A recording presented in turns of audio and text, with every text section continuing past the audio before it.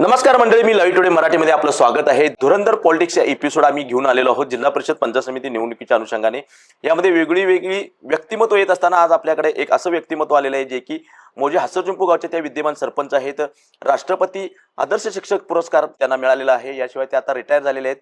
समाजकारण राजकारणामध्ये त्यांनी आता स्वतःला झोकून दिलेलं आहे आणि समाजासाठी लढत आहेत. आणि आता जिल्हा परिषद पंचायत समिती निवडणुकीच्या अनुषंगाने ते आता हसरचुंपू पंचायत समिती गणातून ते निवडणूक लढत आहे. तर प्रभाताई बागी आपल्या सोबत आहे. ताई नमस्ते. आपल्या नमस्ते. तर पहिल्यांदा तुम्ही निवडणूक का लढताय? कारण की निवडणूक म्हणजे पूर्वीपासून मला असं सामाजिक कार्याची आवड होती. समाजसेवा करायचं असेल तर घरात बसून करता येत नाही आणि लोकांचं आग्रह होतं. मी करतच होते. शिक्षणाचं काम करत असताना शैक्षणिक कामाबरोबरच सामाजिक कार्य, इतरांना मदत करणे किंवा काही त्यांच्यामध्ये कलह झालं तर ते मिटवणे, लग्न विवाह सोहळा संबंध यावेळेला आर्थिक मदत करणे किंवा ते जुळवून आणणे, अशा गोष्टी मी मुळात पहिल्यापासून सेवेत असतानाच करत होते. त्यामुळे लोक माझ्याकडे एक आपुलकीच्या आदराने बघत होते.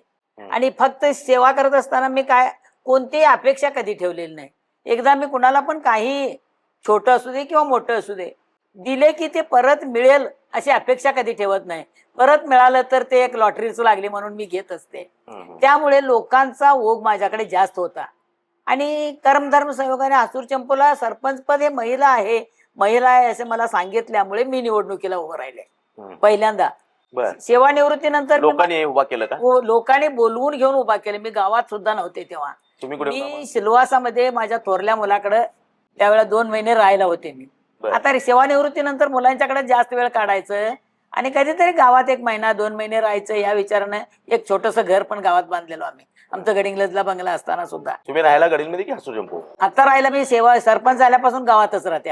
इकडे अजिबात नाही, भाड्यानं देऊन टाकले ते बंगला गडिंगलजचं. हा, कारण काय आहे, सरपंच पद हे असं आहे की नाही, केव्हा वेळी अवेळी केव्हा पण लोक येतात अडचणी घेऊन. साधं नवरा बायको भांडले तरी सरपंचाच्याकडे येतात ते. आणि आता गावात अशी परिस्थिती निर्माण झालेली आहे की नाही, मॅडमांच्याकडे गेले तर सुटतंय ते, म्हणून केव्हाही दार खटखटतात ते. विश्वास आहे त्यांचा. त्यामुळे मी काय करते, सध्या गावीच राहते. माझ्या मुलांना पण वाटतंय मम्मी आमच्याकडे येऊन राहावे. तुम्ही सरपंच पदाची पहिलीच निवडणूक पहिलीच निवडणूक, कारण मी जिल्हा परिषदेत नोकरी करत होते. तुमच्यामध्ये हे आहे ना, शिक्षक बँक आहे, पतसंस्था आहे, त्या निवडणुका लढवू शकला असता का? मी शिक्षक बँकेला एकदा निवडणूक लढवणार होते, फॉर्म भरलेले, पण मी माघार निवडणूक लढवलेली नाही. कुठलीच निवडणूक. पण पतसंस्थेची मी एक संचालिका होती. पंचायत समिती स्तरावरील एक पतसंस्था आहे आमची सर्व कर्मचाऱ्यांची. त्या ह्याच्यावर मी संचालिका होते आणि व्हाईस चेअरमन सुद्धा 1 वर्ष होते. आणि PC पाटील मध्ये मी सल्लागार म्हणून काम करत होते. PC पाटील विशेष व्यक्ती म्हणून मला कायम त्यांच्या मिटिंगला आमंत्रित असायचं. राजकारणात मध्ये एंट्री सरपंच पदापासून झाली.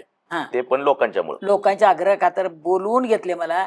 फॉर्म भरल्याच्या आदल्या दिवशी माझ्या मोठ्या मुलांना आणून मुंबईला सोडलं मला आणि तिथून धाकट्यानं आणून इथंच थांबवून 2 दिवस राहून. आरक्षित होतं का सरपंच पद? नाही, आरक्षित आहे असं त्यांना वाटलेलं. मग तुम्हीच बसायला पाहिजे त्या पदाला म्हणून बोलवून घेतले. आणि मी निवडून आल्यानंतर आरक्षण पडलं गेलं. आणि त्यावेळेला महिला ओपन म्हणजे वार्डातून निवडणूक होती. वार्डातून निवडणूक होती आमच्याच वेळेला. किती मतांनी निवडून आला? मी आमच्या ह्याच्यामध्ये 11 जणांच्या मध्ये, म्हणजे आमच्या पक्षाचे 7 आणि विरोधी पक्षाचे 4, असं एकूण 11 जण निवडून आलो. त्या 11 मध्ये सर्वाधिक मताने मी निवडून आलो. उलट पॅनल कोणाचं होतं मग? त्यावेळेला ग्रामपंचायतीमध्ये कसं आहे माहित आहे काय, स्थानिक आघाड्या होत्या त्या. म्हणजे आमच्याकडे बघताना बघत होते ते भाजपच्या. खऱ्या अर्थाने आता तुम्ही पहिल्यांदाच निवडणुकीमध्ये होता. सदस्य पहिल्यांदा झाला, सरपंच पहिल्यांदा झाले. कसं मग प्लॅनिंग कसं केलं आणि सुरुवात कुठून झाली विकास कामांची? खऱ्या अर्थाने विकास कामाची सुरुवात पहिल्यांदा आम्ही काय केलो, पहिल्यांदा आमच्या गावामध्ये एक आरोग्य केंद्र पाहिजे असं आम्हाला वाटू लागलं. आरोग्य केंद्र थोडस आम्ही इतिहास काढला पाठीमागचा. तर त्या ब्रत आराखडा म्हणून एक आराखडा असतोय, तुम्हाला माहित असणारच.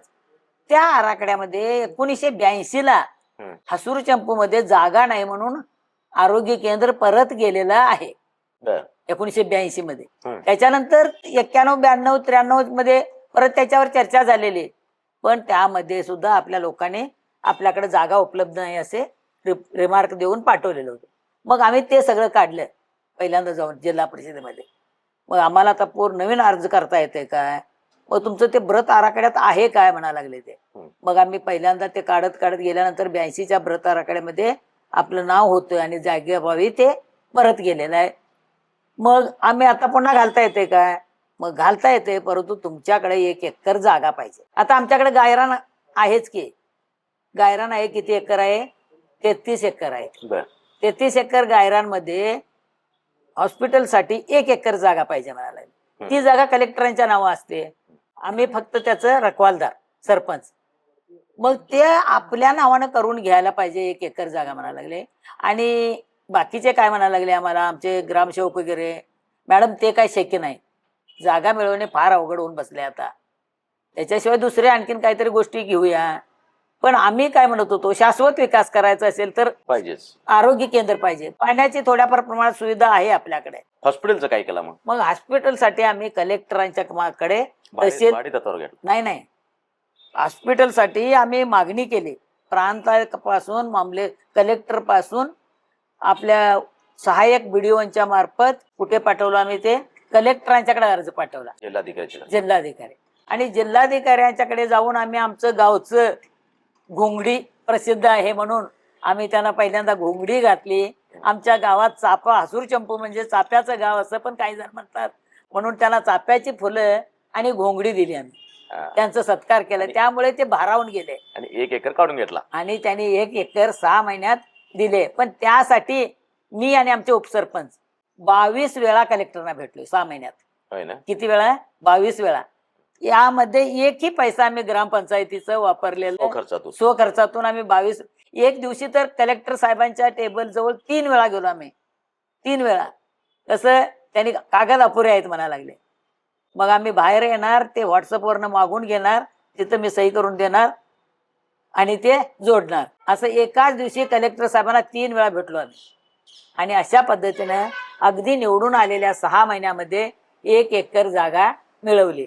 आणि त्यात काय झालं, आमचे विरोधक असू दे किंवा आमच्या पक्षातले पण असू दे, चांगलं काम करायला लागलेत नव्हे, करू देत, त्यांना सहकार्य करूया म्हणून त्यांनी पूर्णतः फक्त सहकार्य केले, मदत केली. कधी मदत म्हणजे कशात अडथळे किंवा आम्हाला का बोलवला नाही, काल मिटिंगच का दाखवला, असं वगैरे न करता पूर्णतः सपोर्ट. काय कामं झाली हो, ठळक कामं काय काय? पहिल्यांदा 1 हॉस्पिटल, मग तिथं ते जागा मिळाली आम्हाला. जागा मिळाल्यानंतर आम्ही 1 कोटी 1.5 कोटीसाठी आम्ही अर्ज केला, 1.5 कोटीचं हॉस्पिटल. आज त्या हॉस्पिटलचं किंमत 1,80,00,000 आहे. त्या हॉस्पिटलसाठी आम्ही अर्ज केला, परंतु आमच्याकडे त्यावेळेला सत्ता नव्हती. सत्ता नसल्यामुळे यांच्या काळात हॉस्पिटल होऊ नये म्हणून आपले स्वकीय लोकांनी त्याला थोडंसं विरोध केला आणि त्यांची जरा सत्ता असल्यामुळे थोडंसं ते वगळलं गेलं. मग आम्ही काय केलो, पदाधिकाऱ्यांच्या मार्फत जिथं मिळत नाही तिथं आम्ही अधिकाऱ्यांचा पाठ लागायचा म्हणून सुरू केला.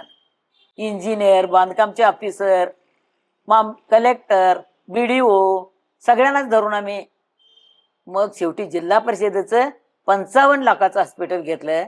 आणि त्याच वेळेला त्यांच्याकडून काय निरोप मिळाला आम्हाला, आम्ही 55 लाखाचं जवळजवळ 2-3 महिने घेत नव्हतो, कारण आम्हाला काय पाहिजे होतं 1,80,00,000. म्हणून आम्ही 55 लाखाचं घेत नव्हतो. मग लिहून द्या म्हणायला लागले याने. म्हणजे पहिलं 55 लाखात झालं, मंजूर झालं आम्हाला. ठळक कोणते विकास कामं केली मग 5 वर्षात? 1 अंगणवाडीची बांधकाम झालं, बरोबर. हॉस्पिटलचं आता स्लॅब पडलेलं आहे 55 लाखाचं. आता हे चालू आहे ते रस्ता हसूर चंपू हेब्बाळ प्रधानमंत्री सडक योजनेतून 35 वर्षानंतरच ते चालू आहे डांबरीकरण. हे आणि हसूर चंपू दोंडगा रस्ता रुंदीकरणाचं चालू आहे, विस्तारीकरण. दोन्ही बाजूला 2.5 फूट डांबरीकरण आणि 2.5 फूट खडीकरण. म्हणजे दोन्ही बाजूला 5-5 फूट. साईड पट्ट्या 10-10 फुटाचे, दोन्ही बाजूला 5-5 म्हणजे 10 फूट वाढणार आहे. आज तिथं अनेक अडचणी आहेत.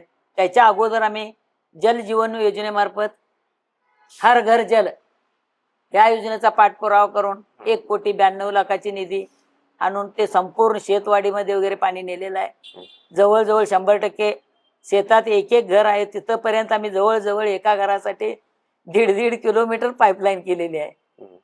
एकच घरं, 2-2 घरं किंवा 4 घरं अशासाठी ते 1,92,00,000 काम केलेलं आहे. त्याच्याशिवाय नाम फाउंडेशन पासून आम्ही नदीतलं गाळ काढून घेतलेलं आहे. आता पण दुसरं पुढचं राहिलेलं काम करण्यासाठी तळ्यातलं पण काढलं. पण आम्हाला ओढा एक आहे, ओढ्यातला पण काढला, ओढ्यातलं पण गाळ फ्री केलेला आहे. आणि तिथं कधीच पाणी साचत नव्हतं. यावर्षी थोडं पाऊस सुद्धा जास्त पडलाय सोडा, पण तिथं पाणी सुद्धा आज साचून राहिलेलं आता साचलेला आहे. साचलेलं आहे आता आम्ही बरं. बघू शकतो. वृक्षारोपण वगैरे काय केलंय? हा वृक्षारोपण म्हणजे आमच्याकडे पूर्वीचीच एक एकर जागेमध्ये सागवानचं बाग आहे. गायरांमध्ये. गायरांमध्ये लावलेलंच आहे ते आहे. त्याच्याशिवाय आम्ही लिंगायत समाजभूमीसाठी 10 लाखाचं सध्याच्या आमदारांच्याकडनं पण संरक्षक भिंतीसाठी मंजूर करून घेतलेलं आहे. गावागावातून लहान लहान रस्ते, गल्ली बोळातील गटारचे जवळजवळ 80 ते 90% पूर्ण करण्याचा प्रयत्न केलेला आहे. आणि ह्याच्यातलं वैशिष्ट्य एक म्हणजे आम्ही कुणाकडूनही फक्त आम्ही त्यांना चांगल्या कामाची अपेक्षा ठेवलं. कधी कधी स्वतः जाऊन आम्ही उभारलेलं आहे. आमच्याकडे फोटो सुद्धा तुम्हाला आहेत. गटर काढत असताना, शेतामध्ये पाण्याचं पाईप दुरुस्ती करताना किंवा ओढ्यातलं ते पाईप काढत असताना मी स्वतः तिथं जाऊन बसलेली आहे. स्वतः उन्हात डोक्यावर रुमाल टाकून. आता वय किती आहे आपलं? आज माझं वय आता 65 चालू आहे. 65 आहे. होय. हे सगळं काम करताना धगधग होत नाही? आता कसं आहे, माझी तब्येत पण थोडीशी ठीक आहे.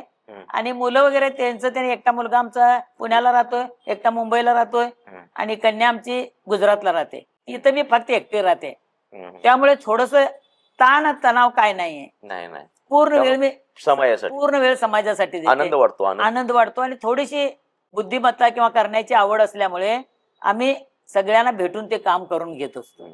मग तुमच्या काळात किती कोटीची कामं झाली म्हणायची? आता जवळजवळ सगळेच मी लिखाण काढून ठेवले. थोडं आज आणायला नाही मी जवळजवळ 18 कोटीच्या वर म्हणजे 20च्या आसपास कामं झाले. सत्ता नसताना. हा ते महत्वाचं आहे. वर कुणाचाही वरद नसताना आशीर्वाद कुणाचा नाही. आम्ही आमदारांच्या बरोबर सुद्धा भांडून सुद्धा त्यांच्याकडनं काम काढून घेतलंय. विधानसभेमध्ये जाऊन भांडलोय आम्ही. सचिन शेंडगे आणि मी, प्रभावती बागी दोनच यांनी खरंच 18 कोटी आणले स्वतःच्या हिमतीवर. आणि काय सदस्य आणि ग्रामस्थांच्या सहकार्य मिळालं त्यांचं मात्र. सहकार्य म्हणजे सदस्याने आम्हाला कुठंच, नाहीतर काही सदस्य पण करू पण देत नाहीत ना. त्याने आमच्यावर पूर्ण विश्वास ठेवला. मग ते तेली वगैरे तुमच्या विरोधात का? ते उलटे. म्हणजे सुरुवातीला आम्ही होतो ना, पहिले 7 आणि 4 होतो की नाही. त्यावेळेला कसं, हे संतोषांकडून आम्ही 7 जण आणि तिकडे 4 जण शिवांनाकडून. त्यावेळी संतोषांना कोणाकडे होते? भाजपकडे. नंतर ते तुमच्यासोबत राहिले नाहीत. मग त्यानंतर तुम्ही एकला चलो रे. असं झालं. तरी पण चांगलं काम केलं मॅडम. निवडणूक लढायची कशी ठरली? पंचायत समिती लढायची कशी ठरली? पंचायत समिती खरं वास्तविक म्हणजे लढायचं नाही असं मी ठरवलेलं आहे. कारण कसं होतं, आम्ही एकदम शिक्षण क्षेत्रात अगदी प्रामाणिकपणे राष्ट्रपती पदकापर्यंत पोहोचवलेले म्हणजे निश्चितच चांगलं काम केलेले असणार. 25 वर्षानं पहिल्यांदाच गडिंग्लज तालुक्याला मिळालेलं म्हणजे काहीतरी थोडं चांगलं काम केलेलंच असणार. आणि आम्ही काय करत होतो, विद्यार्थी विकास एकच ध्येय सेवा करत असताना हे ठरवून काम केलेलं होतं. आणि इकडे आल्यानंतर आता ग्रामपंचायतीमध्ये न्याय निवाडा करण्यासाठी जर दोन लोक आले, दोघे, तर प्रत्येकाला वाटतंय माझं खरं आहे. पण दोघांचंही खरं तर नसतेच. एकाचं कोणाचं तरी चुकीचं असायलाच पाहिजे ना. मग न्याय दोघांना देऊ शकत नाही. मग त्यामुळे तिथं लोक काय करतात, त्यांना विरोधक त्यांना गाठतात. मग तुलाच असं काय केलं, बाईने काय केलं नाही असं पण त्यांना वाटू शकते. रस्ते गटर्स काय सगळेच करू शकतात असं पण वाटू शकते. तो कळीचा मुद्दा आहे. ग्रामीण भागामध्ये निर्णय दिला की एकाची बाजू घेतली हा विषय होतोच. पण मला काय विचारायचं होतं, ग्रामपंचायतचा आता तुम्ही इतिहास सांगितला, तुम्ही केलेली विकास कामं सांगितला, खूप चांगलं काम आहे आपलं. पण पंचायत समिती निवडणूक लढायचा निर्णय कसा झाला? काही गोष्टी आता बघा, मी गावात एका दिवशी मी 77 लोकांना संजय गांधी आणि श्रावण बाळ निराधार योजनेसाठी फॉर्म भरायला नेलेले. मी काय केले, 1 महिनाभर बसून कोण पात्र आहेत माझ्या अंदाजानुसार अशी यादी काढली मी. आणि एकाच दिवशी मी 77 लोकांचं फॉर्म भरले मी. म्हणजे एका दिवशी झालं नाही म्हणून 2 किंवा 3 दिवस ते पूर्ण व्हायला लागलं. पण एकाच वेळेला मी 77 एकाच महिन्यात आले ते 77 नावं. मग त्यावेळेला BDO साहेबांनी मंडल अधिकाऱ्याला नोटीस काढली. प्रत्येक मिटिंगला एकूण तालुक्यासाठी 6 ते 7 लोकांना आम्ही ह्या योजनेचा लाभ देतो. आणि तुम्ही एकाच गावाचे 77 फॉर्म घेतलाच कसं? मग आम्हाला पण त्याचा अभ्यास नाही ना, किती न्यायचं काय न्यायचं, जे पात्र आहे त्यांना न्यायचं असं नेलं आम्ही. मग त्यावेळेला आम्हाला असं वाटायला लागलं की ह्याच्यातले अजून जास्ती, मग त्यातल्या माझे 30-35 एक पहिल्या टप्प्यात जरा नकार दिले आणि परत दुसऱ्यांदा वेळा त्यांचे काही त्रुटी होते ते दूर करून असं एकूण 35 ते 40 लोकांचं मी मंजूर करून घेतले. तालुक्यात जर आम्ही संजय गांधीचे कोणतरी आमच्या जवळचे असत होते तर मला हे 70च्या 70 माझे मंजूर झाले असते. जास्तीत जास्त लोकांची सेवा करता आली असते. काही जण आता मुलं आहेत, सर्वसामान्य आहेत, ते शेतात राबून खाणारे मुलं आहेत. मग त्याने काय करणार, आई वडिलांना पैसे देऊ शकत नाहीत, ते पोटाला घालतात, कपडा लत्ता घेतात, पण त्यांच्या हातात पैसा देऊ शकत नाहीत. मग त्यांना कसं काय वाटतंय, माझ्या जर संजय गांधी किंवा श्रावणबाळ मध्ये बसलं, मला महिन्याला 1500 रुपये मिळाले तर मी काय करू आधार होतो. शकतो, एक माझा नातू फुडाला तर एक चॉकलेट तरी घेऊन देऊ शकतो, मला बरं वाटलं नाही तर मी औषध घेऊ शकते. असं ज्या आधार आहे, वेळेला आधार आहे. हा, म्हणून जरा वरच्या पातळीवर गेलं तर आणखीन ज्यादा काम करता येईल. लोकांचंच काम करायचं मी आहे. आता आपण जाऊ, गेले 15 दिवस झालं फिरताय तुम्ही, होय. प्रचार चालू आहे, पायाला भिंगरी लावून फिरताय, हे सगळं सांगताय, होय. काय वाटते लोक काय काय करतील? लोकांचा प्रतिसाद तरी असं बघून मला तरी असं वाटतंय की नाही, निश्चित लोक भरभरून मतं देणार. हसूर चंपू सारखं हा, प्रत्येक बाकीचे गाव व्हायला व्हायला पाहिजे, प्रत्येक गावात 18-20-28 कोटीचा विकास व्हायला पाहिजे. विकास होत असताना एक सांगतो तुमचा, हा. राष्ट्रवादी आणि भाजपा हा. ही तुलना होताना दिसते. भाजपा पण सत्तेत आहे, आहे. मग ते राज्यात आणि केंद्रात आहे, तुमच्यापेक्षा मोठा पक्ष आहे, पण- मग तुम्हीच का? कसं असतंय ते, भाजप जरी देश पातळीवर असला तरी आमच्याकडे आता मुश्रीफ साहेब अगदी जवळचे आणि अगदीच वरिष्ठ, त्यांचा संपूर्ण देशामध्ये दबदबा आहे म्हटलं तरी वावगं ठरणार नाही. त्यांचं कसं आहे, आपल्या भागाचा विकास विकास विकास विकास. आता तुम्ही त्यांच्याकडे जात असणार, पण बघा तुम्ही तिथं 5 ते 5:30 वाजता त्यांचं ऑफिस उघडलेलं असते आणि तिथं फक्त कामाचे लोक असतात. जनता दरबार दररोज असते, जवळजवळ दररोज असतो, इथं असताना दररोज असते. गडिंग्लजला, शहराला, तालुक्याला सुद्धा ते आठवड्यातून एक दिवस निश्चित देतातच. आणि इकडच्या भागात असले तर वरचे वर ते आणि स्थानिक पातळीपर्यंत ते येऊ शकतात आणि त्यांच्या मदतीनं अगदीच जास्तीत जास्त विकास आम्हाला करता येईल. कारण कसं आहे, कोणत्याही गोष्टीचा विकास हे आर्थिक बळावरच होत असते. आणि आता बघा, देशानं असू दे किंवा राज्यानं असू दे, लाडकी बहीण योजना राबवली, ते आमचे सर्व आता कैलासवासी अजितदादा, ते अर्थमंत्री असताना ह्या गोष्टी घडलेल्या आहेत. बरोबर. ते स्वतः अभ्यासू होते, बुद्धिवंत होते, त्यांनी ते मंजूर नियोजनबद्ध करून मंजुरी दिल्यामुळे आज बजेट चांगलं, बजेट चांगले सादर केलं. त्यामुळे आपल्या आज लाडक्या बहिणींना पैसे मिळतात, महिन्याला त्यांना पैसे पोच होतात. ते कोणामुळे, तर राष्ट्रवादीमुळेच. आणि त्यात ते अर्थमंत्री म्हणजेच सर्व विभागाचे सर्वेसर्वा. ते दुर्दैवाने परवा विमानात गेले, पण त्याही परिस्थितीत सुनेत्रा वहिनीनं ते पद, अतिशय दुःखद काळ असताना सुद्धा त्यांनी ते पद सांभाळण्याचा निर्णय घेतलेला आहे. आता लगेच 2 दिवसावर बजेट सादर करायचं होतं म्हणून अर्थ खाते त्यांच्याकडे दिलेलं नाही, पण भविष्यात राष्ट्रवादीलाच अर्थ खाते मिळणार आहे. त्यामुळे विकास कामामध्ये कोणतीच अडथळा येणार नाही आणि विकासाच्या जोरावर आम्ही निश्चितच यश संपादन करू. आणि लोकांना, आपल्या लोकांची काम करण्याची पद्धत किंवा आम्हाला सगळेच लोक जवळून पाहतात, त्यामुळे विजय हा आमचा निश्चितच आहे, यात काही वाद नाही. उमेदवारांच्या तुलना केली तर तुम्ही श्रेष्ठ, तुम्ही सरस आहे काय, असंच जरी आम्हाला वाटत असलं तरी केव्हाही शत्रूला कमी लेखून पण चालत नाही. असं वाटत असलं म्हणजे तुम्ही सरस आहे तर का? मी स्थानिकला राहते, सर्वांच्या अगदी जवळून पाहते सर्वांना. त्यांना काही प्रसंगी मी आर्थिक सुद्धा त्यांना मदत करू शकते, वेळ देऊ शकते, पूर्ण वेळ मी गावासाठी. इतर उमेदवारांच्या मध्ये हे जे गुण आहेत हे नाहीच आहेत असं मला तरी वाटते. नाहीत. मी बघत असताना काही उमेदवार स्थानिकला सुद्धा राहत नाहीत, काही उमेदवार निवडणुकीसाठी आलेले आहेत, काही ना पूर्ण वेळ देता येत नाही. त्यांना आर्थिक आपलं कुटुंब चालवण्यासाठी सुद्धा काम करावं लागतंय, त्यामुळे पूर्ण वेळ देऊ शकत नाहीत. आता माझ्या बरोबरचे जे काही 3 उमेदवार आहेत की नाही, त्यातले कोणीही पूर्ण वेळ देऊ शकत नाहीत. पूर्ण वेळ देणं गरजेचं आहे. आणि ह्या स्थानिकला पूर्ण वेळेशिवाय काम होत नाहीत. कारण कसं आहे, कुठेही ऑफिसमध्ये जायचं असेल तर काम बंद करूनच जायला पाहिजे. मी आता सेवानिवृत्त असल्यामुळे मला पेन्शन आहे, मुलं वेल सेटल आहेत, टेन्शन नाही. टेन्शन काही नाही, फ्री माइंडेड, फक्त समाजासाठी. आणि समाजासाठी काम केलं. आता परवाच म्हटले, संजय गांधी श्रावणबाळ योजना मी मंजूर करून आणल्यानंतर ज्या आजीकडे ती राबून आणल्याशिवाय संध्याकाळी खायला मिळत नाही, तिला एकदम 3 महिन्याचं 4,500 रुपये मिळाले. ती माझ्या आली ते माझ्या पायावर ठेवून नमस्ते करली आणि हे पहिल्यांदा तेवढं आलेलं तुम्ही घ्या. आजी म्हटले, तुमचे पैसे घेण्यासाठी मी करायला नाही, म्हटले मला फक्त तुमचा आशीर्वाद द्या. खरंच तुमचं काम जे आहे मॅडम, खरंच खूप कौतुकास्पद आहे. त्या अनेक लोकांची पुण्य तुमच्या पाठीशी उभी राहणार आहे. तुम्ही निवडणुकीला सामोरं जाताय, आमच्या चॅनलच्या माध्यमातून काय आवाहन करताय? मी फक्त सगळ्या आमच्या मतदार बांधवांना एवढंच विनंती करू शकते की तुमच्या भागातील प्रत्येक तळागाळातील लोकांपासून वरिष्ठांच्या सर्वांपर्यंत सर्व इच्छा पूर्ण करायच्या असेल आणि शाश्वत विकास हवे असेल तर राष्ट्रवादी पक्षालाच घड्याळ्या चिन्हासमोरील बटन दाबून जास्तीत जास्त मताधिक्याने विजयी करावं असं मी त्यांना विनंती करते. तर आपण पाहिलं हसुजंपूगावच्या या विद्यमान सरपंच आहेत. 5 वर्षाच्या कार्यकाळामध्ये सत्तेत असणारा कोणीही पाठीशी नसताना 18 कोटीचा निधी हा आणलेला आहे. एक आदर्श सरपंच म्हणून त्यांच्याकडे पाहिलं जातं. एक मॉडेल गाव बनवणाऱ्या सरपंच म्हणून त्यांच्याकडे पाहिलं जातं.